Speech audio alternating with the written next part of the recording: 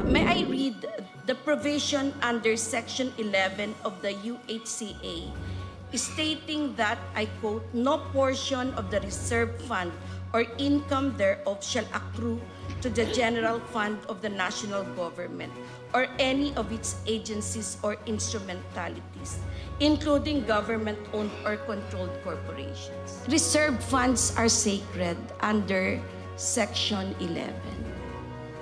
Reserve funds are untouchable.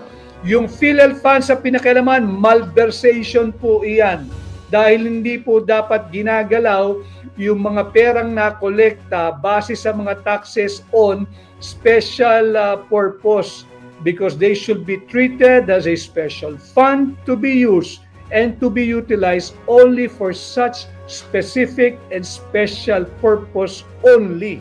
Matapos ang naging controversial na oral arguments sa Supreme Court kamakailan, kung saan naungkat ang mga posibleng paglabag sa batas sa ginawang paglipat ng PhilHealth excess funds patungong National Treasury, sinabi ni Associate Justice Amy Lazaro Javier na ayon sa probisyon ng Universal Healthcare Act, ang reserve funds ay considered sacred at untouchable, kaya hindi pwedeng gamitin sa ibang proyekto na labas sa mandato ng PhilHealth. Dahil dito, lumalabas na malaki ang naging papel ni Finance Secretary Ralph Recto sa kontrobersya. Kaya naman sa kaniya sumentro ang galit ng publiko dahil siya ang kumilos at nagsilbing tulay upang maisakatuparan ang pag-transfer ng nasa 60 billion pesos reserve fund ng PhilHealth mula na rin sa direktiba ng Kongreso at ng opisina ng Palasyo. Ayon sa ilang kritiko ng administrasyon, may malversation of public funds sa nangyaring paggamit ng pondo ng PhilHealth sa mga government foreign assisted projects, sa halip na gamitin ito sa mga proyektong may kinalaman sa kalusugan.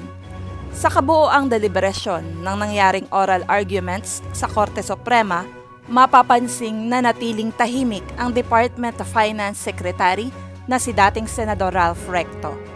May I read the provision under Section 11 of the UHCA stating that, I quote, "No portion of the reserve fund or income thereof shall accrue to the general fund of the national government or any of its agencies or instrumentalities, including government-owned or controlled corporations." Reserve funds are sacred under Section 11. Reserve